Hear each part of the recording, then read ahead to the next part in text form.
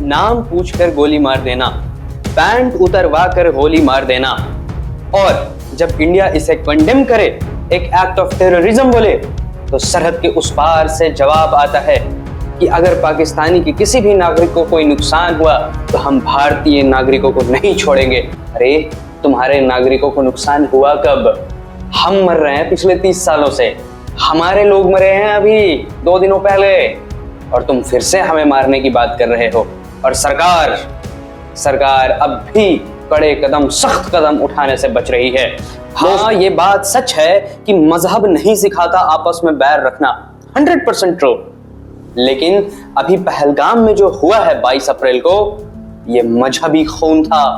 धर्म पूछकर, नाम पूछकर, कलमा ना पढ़ने पर पैंट उतरवा कर चेक करने के बाद उन्हें गोली मारी गई है। ये मजहबी खून है। हाँ, ये बात सच है कि आतंकवाद का कोई धर्म नहीं होता, लेकिन मरने वाले का धर्म पूछ करके उनकी जिंदगी छीन ली गई, ये भी उतना ही सच है। हाँ, ये बात सच है, मैं एग्री करता हूं कि सारे कश्मीरी ये नहीं चाहते कि हिंदुस्तान के लोग मरे, और वो रास्ते में प्रोटेस्ट भी कर रहे हैं। हम सिर्फ इतना कहेंगे कि जिसने भी ये सब कुछ किया उसके लिए बेहतर था अगर ये आवाज उन तक जा रही है, तो हम सिर्फ इतना बोलेंगे कि उनको ऐसा करना चाहिए था, कश्मीरी के हर एक घर में जाकर एक एक कश्मीरी को कत्ल करना था। उनकी जगह जो बेगुनाह मारे गए, उन्होंने जिसने भी ये किया उसने उन लोगों का कत्ल नहीं किया, उसने कश्मीरियत का, इंसानियत का कत्ल किया है। रो भी रहे हैं, लेकिन ये भी सच है कि अगर 2 आतंकवादी 27 लोगों को मारते हैं तो बिना लोकल, वहां पे जो लोकल पॉपुलेशन है उसके सपोर्ट के बिना ये नहीं हो सकता था। हाँ, ये सच है कि उन 27 लोगों में मरने वाला एक इंसान मुस्लिम भी था, सैयद आदिल हुसैन की गलती बस इतनी थी कि वो एक घुड़सवार था, और जब ये लोग हिंदुओं को मार रहे थे वो खड़ा होता है और बंदूक छीनने की कोशिश करता है, लेकिन उसका साथी, आतंकवादी का साथी, इसे पीछे से गोलियों से भून देता है। ये बात सच है कि आदिल जिस इस्लाम को फॉलो कर रहा था वो लोगों की जिंदगी बचाने वाला इस्लाम था, लेकिन आतंकवादियों को लगा कि ये उनके मकसद के रास्ते में आ रहा है, क्योंकि उनका इस्लाम जो था वो मारने वाला इस्लाम था। लेकिन इस एक मौत से हम ये नहीं बोल सकते कि धर्म पूछ करके नहीं मारा गया है, धर्म पूछकर ही मारा गया है। और मारने वाले आतंकवादी पाकिस्तान के भेजे हुए थे, और TRF रेजिस्टेंट फ्रंट जो इसका अलकायदा का है, इसने खुद इसकी जिम्मेदारी ली है। और मैंने पिछले वीडियो में भी बोला था, हमारी दुश्मनी आसिम मुनीर से है, हमारी दुश्मनी पाकिस्तान फौज से है, वो वॉर चाहते हैं। अभी हमने इंडस वाटर ट्रीटी सस्पेंड किया। इंडस वाटर ट्रीटी सस्पेंड करने का मतलब है, पहले मैं बता दूं इंडस वाटर ट्रीटी है क्या। 19 सितंबर 1960 को ये इंडिया और पाकिस्तान के बीच में साइन किया गया था। इसमें 6 नदियों के बारे में ट्रीटी है, इंडस, झेलम, चेनाब, रवि, बीज, सतलज। इन 6 रिवर्स में 99 बिलियन क्यूबिक मीटर पानी पाकिस्तान को जाता है, जो लगभग इस सिस्टम का 80% है, और सिर्फ 20% यानी कि 41 बिलियन क्यूबिक मीटर इंडिया के पास आता है। इंडिया पाकिस्तान की तरफ जाने वाले पानियों का इस्तेमाल इलेक्ट्रिसिटी प्रोड्यूस करने में भी करता है, पाकिस्तान भी करता है, लेकिन चूंकि इंडिया अपर राइपेरियन में है तो वो ये पानी को कभी भी रोक सकता, और हमने रोक दिया। अब रोकने से इंपैक्ट ये पड़ेगा कि पाकिस्तान की लगभग 25% जीडीपी को हमने डायरेक्ट हैम्पर किया है, क्योंकि उनकी 80% पॉपुलेशन जो है, जो तकरीबन 80% जो उनका खेती बाड़ी है, उस खेती बाड़ी में डायरेक्टली इंपैक्ट इसका पड़ेगा, क्योंकि उनकी इरिगेशन कंप्लीटली इस पर डिपेंड थी। 25% जीडीपी ऑलरेडी हैम्पर हो रहा है। 40% पाकिस्तान की पॉपुलेशन एग्रीकल्चर में है, और उस 40% को इकोनॉमिकली वीक कर देगी ये सस्पेंशन ऑफ ट्रीटी। लेकिन पाकिस्तान को समझना चाहिए कि अगर हम आतंकवाद के खिलाफ हैं तो उन्हें भी हमारे साथ आकर के आतंकवाद के खिलाफ खड़े हो जाना चाहिए, उसी मजबूती से जिस मजबूती से आज के समय पूरी दुनिया भारत के साथ खड़ी है। आपको मैं बता दूं कि जब इंडिया ने ये इंडस वाटर ट्रीटी सस्पेंड किया, किसी भी देश ने पाकिस्तान के सपोर्ट में एक भी ट्वीट नहीं किया, ना ही किसी की तरफ से कोई ओपिनियन आया, ना भाषण आया, ना कोई स्पीच आया। पाकिस्तान ने इसे एक्ट ऑफ वॉर कहा है। अबे नल्लो, तुम्हारे पास 9 दिनों की पेट्रोलियम बची है, तुम एक proper balance of payment crisis से जूझ रहे हो।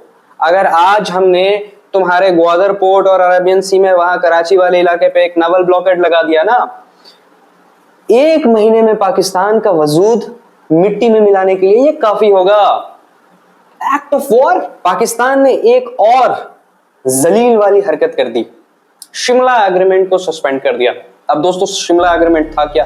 शिमला एग्रीमेंट 2 जुलाई 1972 को भारत और पाकिस्तान के बीच साइन की गई थी। 1971 के बाद जब पाकिस्तान को दो भागों में हमने बांट दिया था, तब यह एग्रीमेंट साइन की गई थी। प्राइमरीली इसीलिए क्योंकि उनके 93,000 सोल्जर्स सरेंडर्ड, लड़े नहीं, surrendered before the Indian army, और हमने उन्हें जेल में रखा 1 सालों तक, प्रिजनर्स ऑफ वॉर बना करके गिनीज बुक वर्ल्ड रिकॉर्ड है। अगर मेरी वीडियो पहुंच रही है आप तक पाकिस्तानियों, तो चेक कर लेना, सरेंडर किया था तुम्हारे आसिम मुनीर के बाप दादाओं ने। और इसीलिए प्राइमरीली शिमला एग्रीमेंट किया गया था, और इसमें यह भी कहा गया था कि हम LOC लाइन ऑफ कंट्रोल को रेस्पेक्ट करेंगे, हम बायलैटरल टॉक से चीजों को सुलझाएंगे, हम पीस के लिए कमिटेड रहेंगे, एक ड्यूरेबल पीसफुल सॉल्यूशन लेकर के आएंगे। शिमला एग्रीमेंट के सस्पेंड होने के बाद LOC पे भी खतरा है, क्योंकि अब तो ये मानेंगे ही नहीं कि LOC बॉर्डर है, घुस जाएंगे टेररिस्ट्स को लेकर के। और इंडियन गवर्नमेंट को यहाँ सिर्फ वाटर बैन करने से या इंडस वाटर ट्रीटी सस्पेंड करने से, पानी को 5-10% कम करने से काम नहीं चलेगा, क्योंकि इंडस वाटर ट्रीटी में हमने 5-10% ही पानी कम किया है। यहाँ प्रॉपर इंडियन गवर्नमेंट को वॉर कर देना चाहिए। किस लिए वेट कर रहे हैं हम? POK ले लेना चाहिए। हमारी 4th स्ट्रॉन्गेस्ट आर्मी है, we have the 4th strongest army in the world. हम इनसे डर रहे हैं, टिब्बू से। जा करके POK ले लेना चाहिए हमें। POK से याद आया, POK के प्रधानमंत्री अनवरुल हक, जो कुछ नहीं शहबाज शरीफ के एक डमी हैं, वो क्या कहते हैं? वो कहते हैं टिट फॉर टैट, हम मारेंगे कश्मीर में। ऐसे भी 2 टोक अंदाज में कहना चाहता हूं, चाहे इसकी कीमत खून से देनी पड़े। तुम बलूचिस्तान में पाकिस्तानियों के खून से होली खेलोगे, इसकी कीमत तुम्हें दिल्ली से लेकर मकबूजा कश्मीर के अंदर तक अदा करनी पड़ेगी।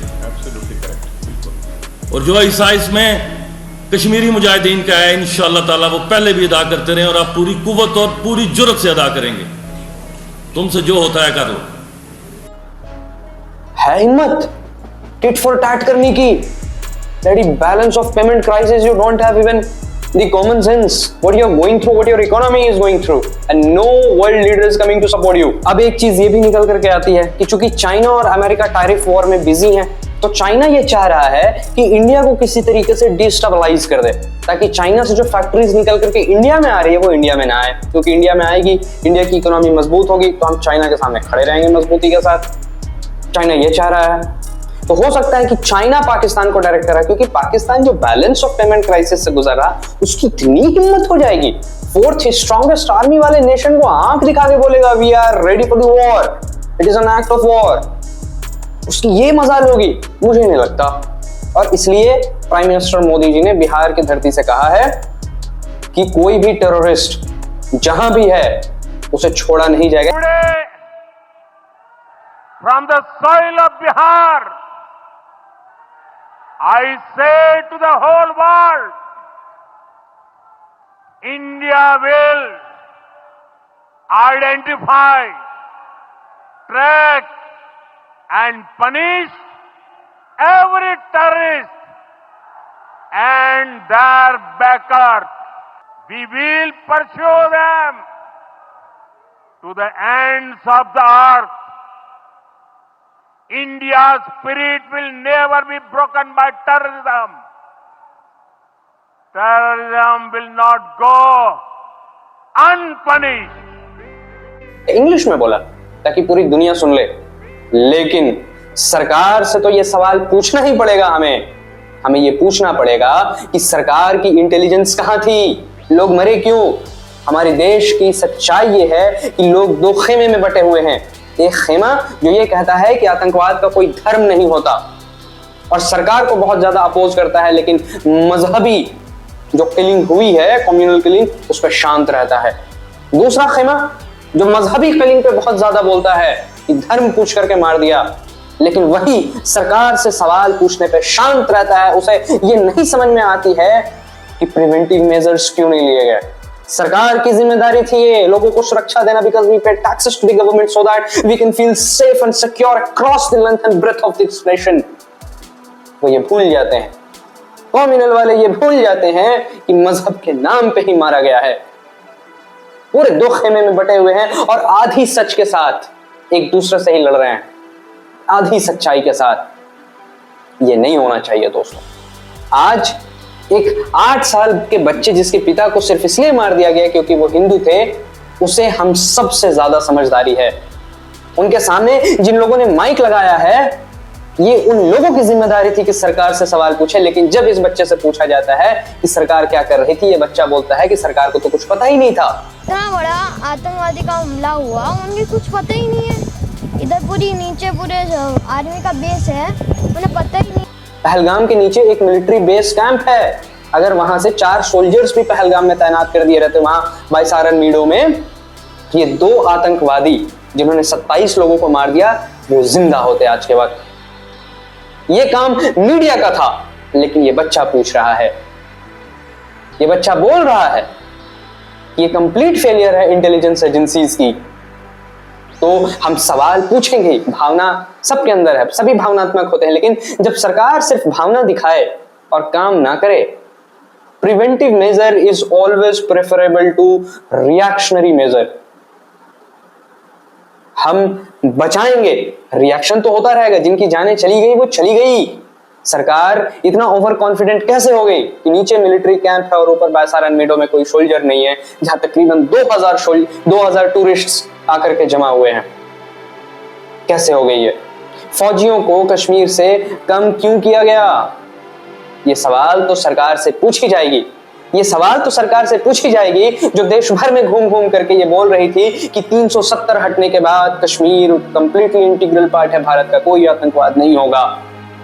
ये सवाल तो अमित शाह जो गृह मंत्री हैं उनसे भी पूछी जाएगी, जिन्होंने अभी वक्फ बोर्ड के टाइम पे पार्लियामेंट में कहा था कि एक ढेला, एक कंकड़, एक पत्थर कोई नहीं उठा सकता है, तो फिर ये 27 जानें कैसी चली गई? ये सवाल पूछेंगे हम और आपको जवाब देना पड़ेगा, क्योंकि आपने पुलवामा का भी जवाब अभी तक नहीं दिया है कि हमारे 44 जवान कैसे शहीद हुए, उसकी चार्जशीट तक फाइल नहीं हुई है, जांच कमेटी तक नहीं बैठी है। तो सवाल आप पे पूछा जाएगा, आपकी नियत पे सवाल खड़ा किया जाएगा और आपको जवाब देना पड़ेगा, because you are accountable to all the citizens of this country, 140 crore. और मजहबी वालों से भी मैं कहूंगा, आपको भी सवाल पूछना चाहिए कि ये कौन लोग हैं जो इस तरीके की वारदात करते हैं। और मैं सभी मुस्लिम भाइयों से अपील करता हूं, कल जुमा है, जुमे की नमाज में मैक्सिमम मुस्लिम पॉपुलेशन लगभग 1 बजे मस्जिदों में होती है। उस मस्जिद से ये ऐलान करे कि ऐसा कोई भी एक्टिविटी होता है, हमें कंप्लीटली कॉन्डेम करना चाहिए और हमें आज के वक्त उन सभी परिवारों के साथ खड़ा रहना चाहिए जिन्होंने अपना एक होनहार आदमी या होनहार बच्चा इसलिए खो दिया क्योंकि वो हिंदू थे। और इनके साथ साथ सैयद आदिल हुसैन जो बचाने के लिए उनका बंदूक छीनने जाते हैं, उन्हें भी मार दिया जाता है। उनके परिवार के साथ भी हमें पूरी संवेदना रखनी चाहिए, लेकिन ये नहीं भूलना चाहिए कि हम सब एक हैं और कम्युनल दंगे नहीं होने चाहिए हमारे देश में। Thank you.